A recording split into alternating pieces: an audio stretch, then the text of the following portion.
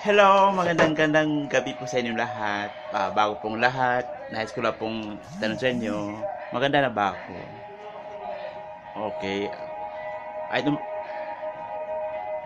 never mind. Ayan, maganda na ako. Kung sumagot naman kayo, maganda na ba ako?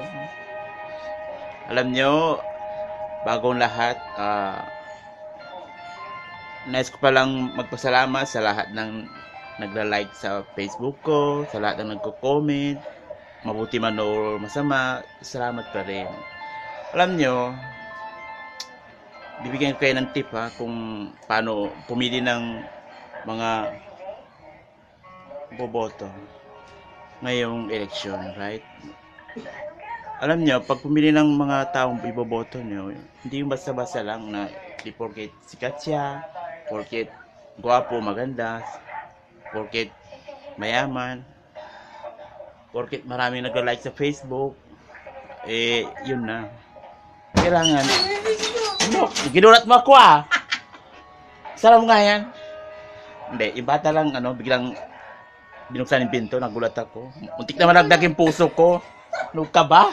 Sarap mo nga yan. O yan. Nasaan na ba tayo? Ano nga ba yung sinabi ko sa'yo kanina? Paki-remind nga.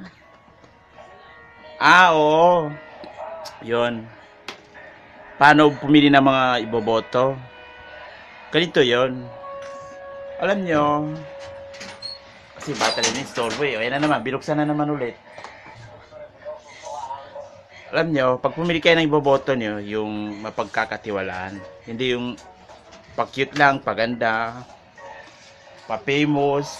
Katulad ko, famous. Diba? Famous naman talaga ako, diba? Kahit saan nyo ko itanong, kilala ang pangalan ko. Mapa BGC, Market, MOA, Paranaque, Baseco, saan pa ba? Dito sa Taguig, Lower Bikutan, Upper Bikutan, Central Bikutan, Signal. Kahit saan dito, kilala ako. Ang magre-react, wala akong pakialam. Mas maganda ako sa inyo. Diba? Alam nyo, ay nawawala na pala ako, no? Ano nga ba yung sinasabi ko kanina? Oo. Kung paano pala pumili ng boto. Mamaya na natin pag-usapan yun. Basta, inuulit ko, maganda ako. Ayan.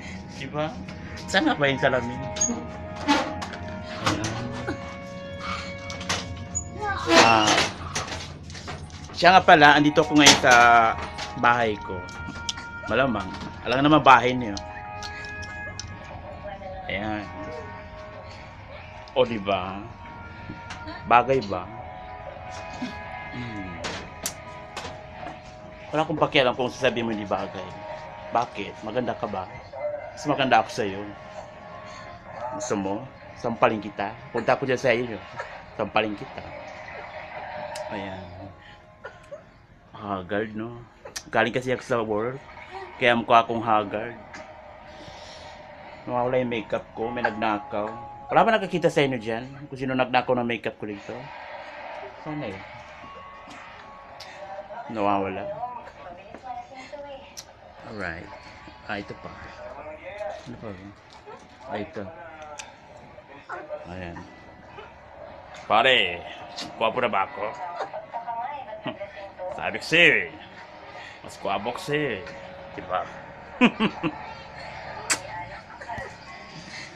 Diba? Anyway, alam nyo, hindi basta-basta naging bakla. Minsan, kahit saan ka pumupunta, sinasabihan ka, pangit mo, sabi ko sa kanila, pangit ka rin. Alam mo kung bakit? Magkamukha tayo. Ay, ikaw pala. Sige, isasarap na ito. Kapitbahay ko, chismosa.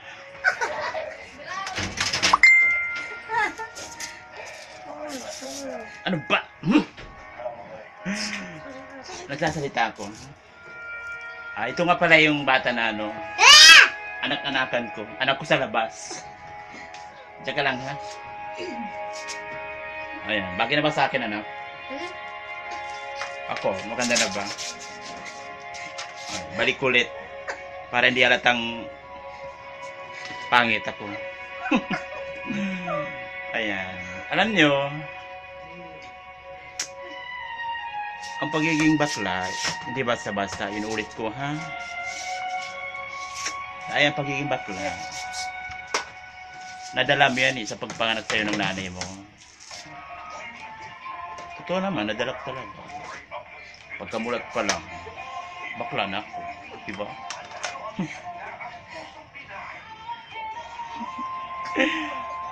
Oh my God! Ay, oh my God. Bakit ba ako naging bakla? Oh! Huwag mo kong barilin. Ayan o, tingnan nyo. Binabaril ako ng anak ko. Ayan o. Ayan. Huwag mo akong barilin. Pag namatay ko, wala ka ng papa. At wala ka rin mama. Dahil isa lang ang katawan ko. Mama at papa. O diba? Huwag ka maingay. Hindi ako makapag-concentrate sa'yo. Ayan. Taong sa bangilong ko. Di, pangit. Ay! Pangit ka rin. O, kita nyo? May nakbang ganyan. Sinasabihan ng tanay na pangit. Sinasabihan ng tatay na pangit. Pangit din siya. Alright. No. Maganda naman ako. Bakit sabi nila pangit ako?